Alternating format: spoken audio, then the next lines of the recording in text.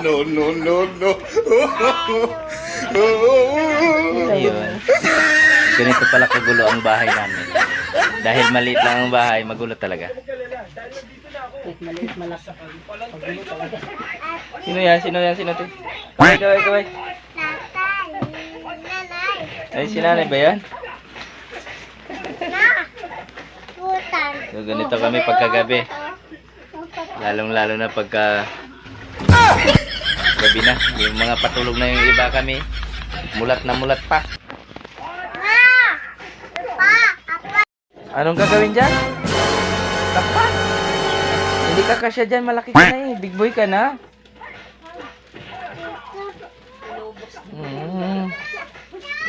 Yun, dahil wala na kaming gatas. Ayan ang mama namin. Masipag rin yan pagkagabi. Masipag matulog. Ano? Anong gagawin? Oo, iti, anong masasabi ni Popot? Hindi na lang? Ha? Ano nga? Hindi na lang?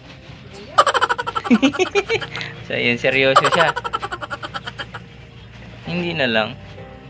Wala ka pa ng gatas mamaya. Huwag ka maghanap ng gatas. Nailo na lang ha. Dahil masikip sa loob yung estudyante namin,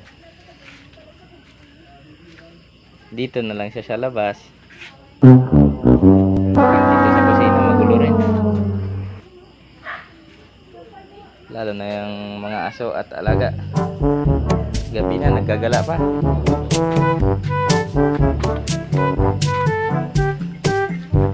Hi! Ang maputik namin sahig. So,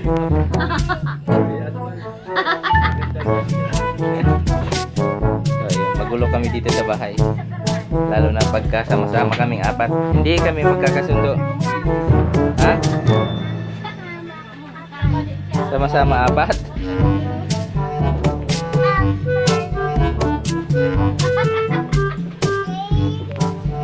Ito nga pala yung espasyo ng aming bahay.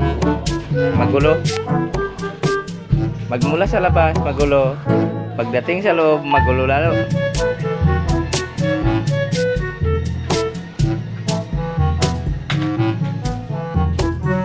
So ayan yung bata, oh, nagtatago sa madilim.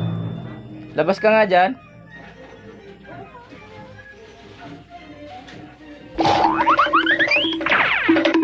Pangiti-ngiti lang po siya.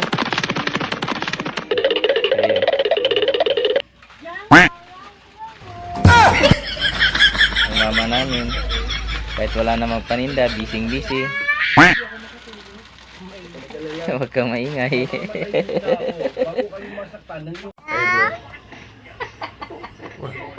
Oh my God!